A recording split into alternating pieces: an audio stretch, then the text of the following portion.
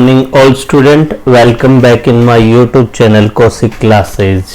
आज अपना जो चैप्टर है वो अपन स्टार्ट करेंगे पावर एम्पलीफायर। तो देखो, सबसे पहले अपने को पता होना चाहिए कि पावर एम्पलीफायर क्या होता है। तो देखो, पावर एम्पलीफायर वह एम्पलीफायर है जो कि दिए गए इनपुट सिग्नल की पावर के मैग्नीट्यूड को बढ़ा देता है, पावर एम्पलीफायर कहलाता है।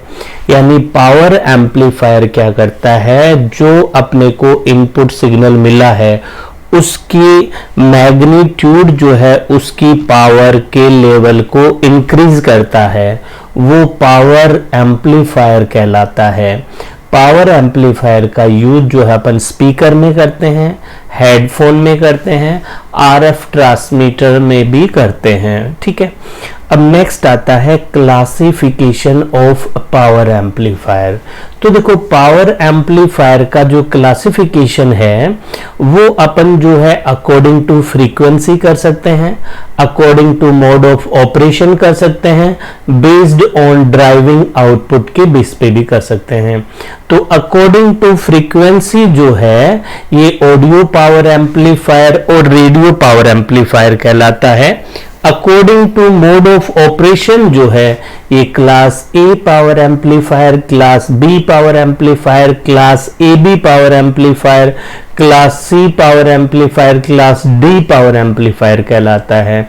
और बेस्ड ऑन ड्राइविंग आउटपुट के बेस पे जो है single ended power amplifier, double ended power amplifier, push pull power amplifier, complementary symmetry push pull power amplifier, quasi symmetry push pull power amplifier.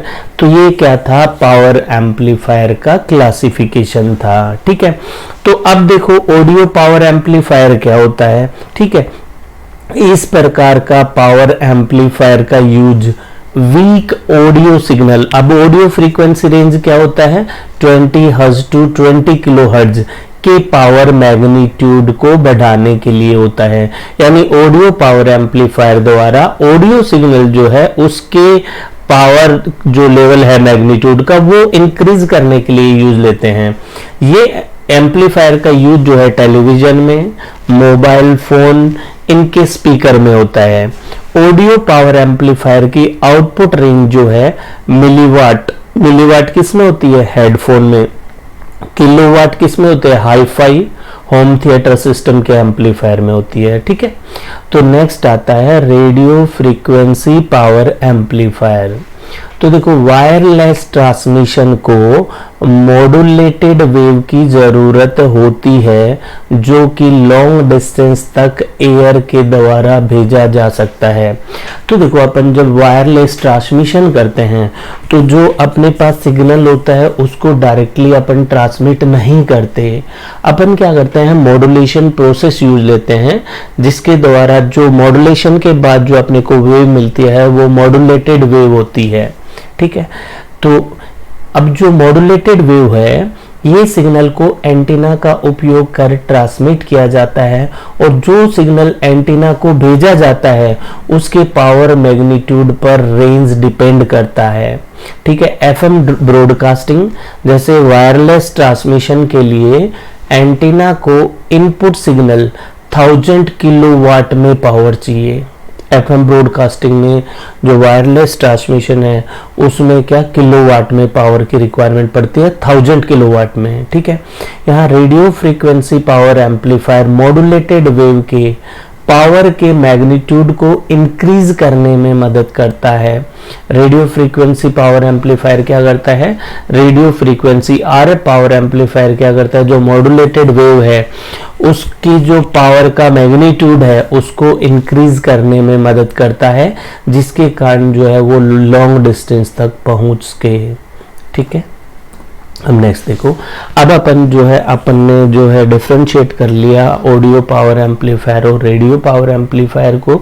अब अपन study करेंगे class A power amplifier क्या होता है, class B क्या होता है, class C क्या होता है, क्लास ए बी क्या होता है।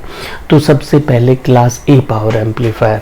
तो देखो, क्लास ए पावर एम्पलीफायर में क्या होता है, इस केस में ट्रांजिस्टर को इस प्रकार बायस्ड किया जाता है कि इनपुट सिग्नल के इंटायर साइकिल के लिए आउटपुट करंट फ्लो हो। ऑपरेटिंग पॉइंट को इस प्रकार सिलेक्ट किया जाता है कि ट्रांजिस्टर केवल अपने लोड लाइन के लीनियर रीजन पर वर्क करता है।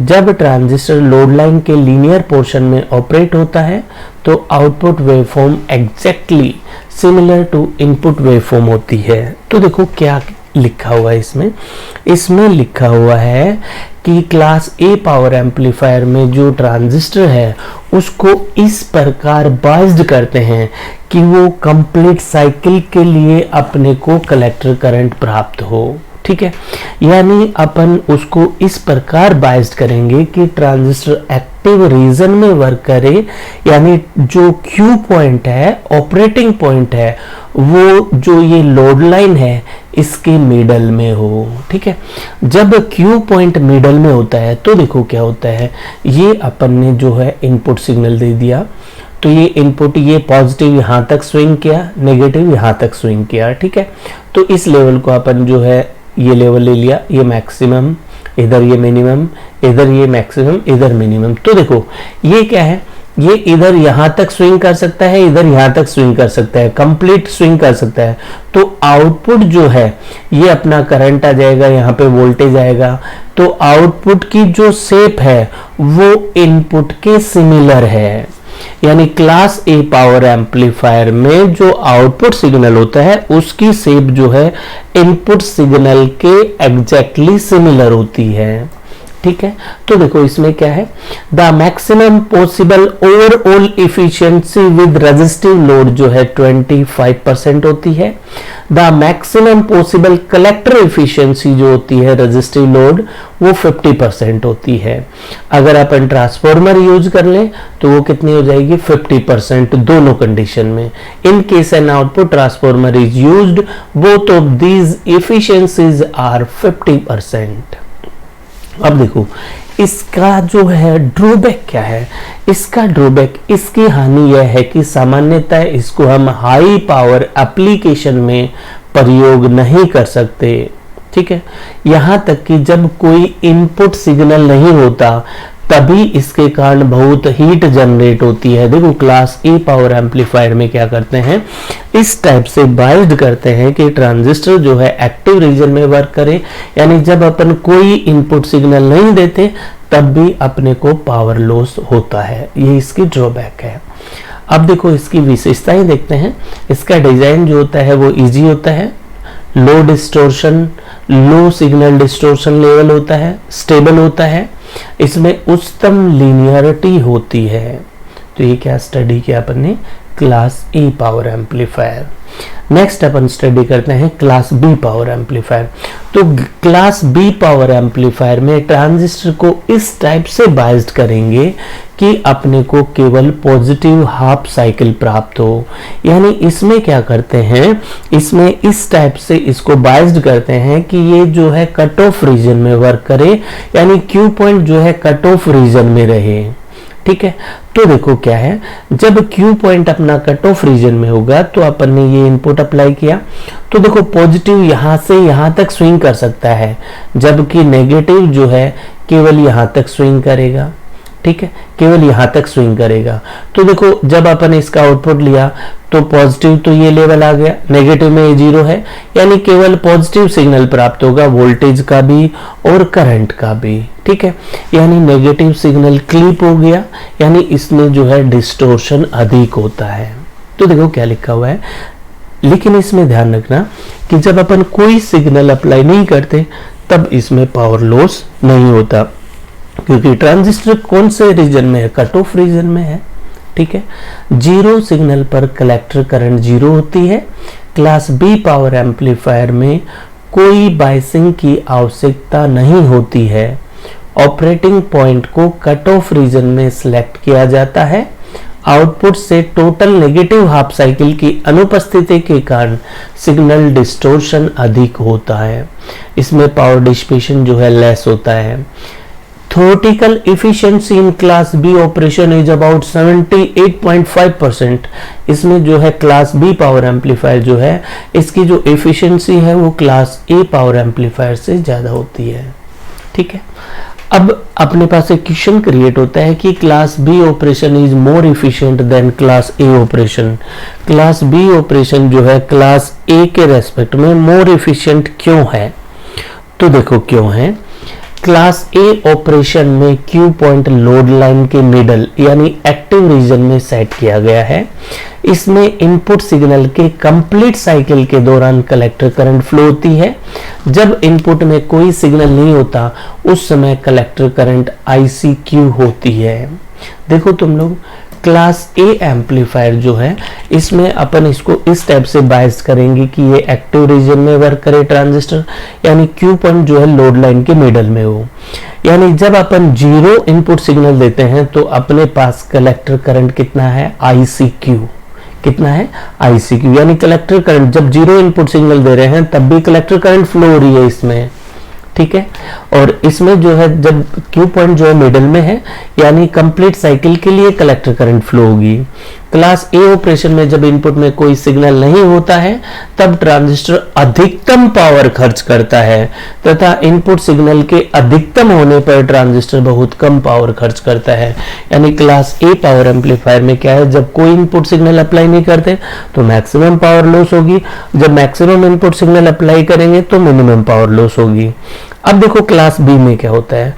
क्लास B ऑपरेशन में Q पॉइंट जो है कट ऑफ पर सेट किया जाता है, अतः जो ICQ करंट है वो कितनी होगी? जीरो करंट होगी। देख लो क्लास B में, सॉरी क्लास B में देखो ये ICQ, ये करंट कितना है? जीरो करंट है।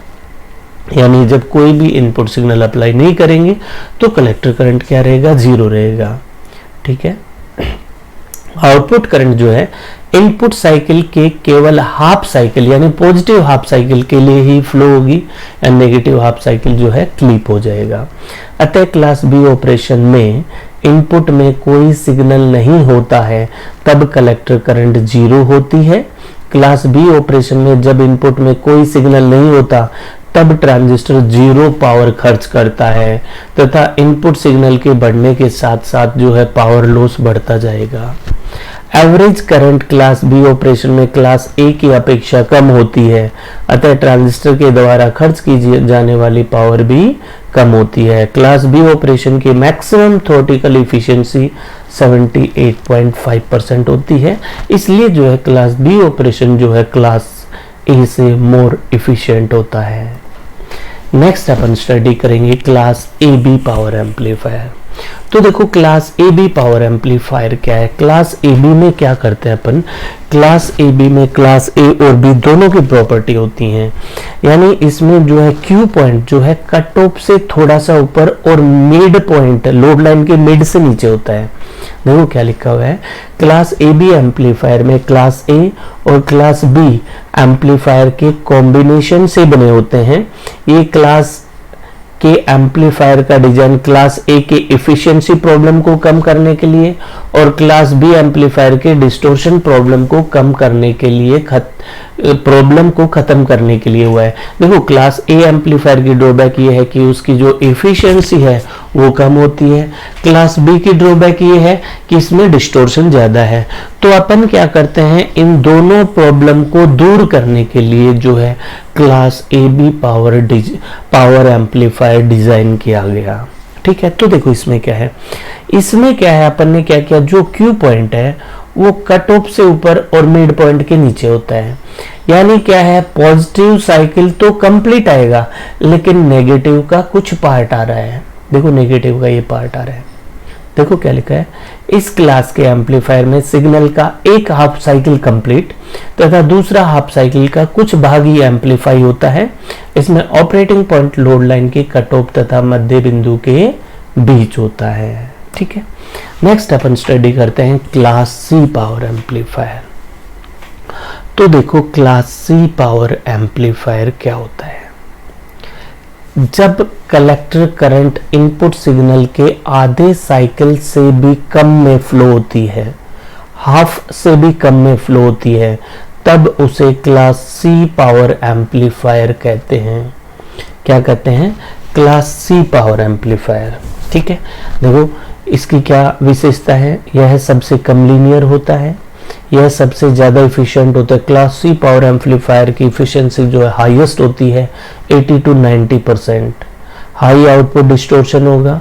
इसमें दो ऑपरेटिंग मोड होते हैं, ट्यून्ड तथा अनट्यून्ड। इसमें पावर लॉस जो है वो कम होता है। क्या होता है? पावर लॉस क्या होता है? कम होता है इसमें। ठीक है, तो ये कौन सा अपना क्लास सी पावर एम्पलीफायर। ठीक है, तो अपन ने क्या है, जो पावर एम्पलीफायर का इंट्रोडक्शन है वो अपन ने स्टडी किया। पावर एम्पलीफायर क्या होता है, क्लासिफिकेशन ऑफ पावर एम्पलीफायर क्या, फिर अपन ने ईच मोड को एक्सप्लेन किया। अगर आपको ये वीडियो अच्छा लगे तो वीडियो पर लाइक, कमेंट और शेयर जरूर करना।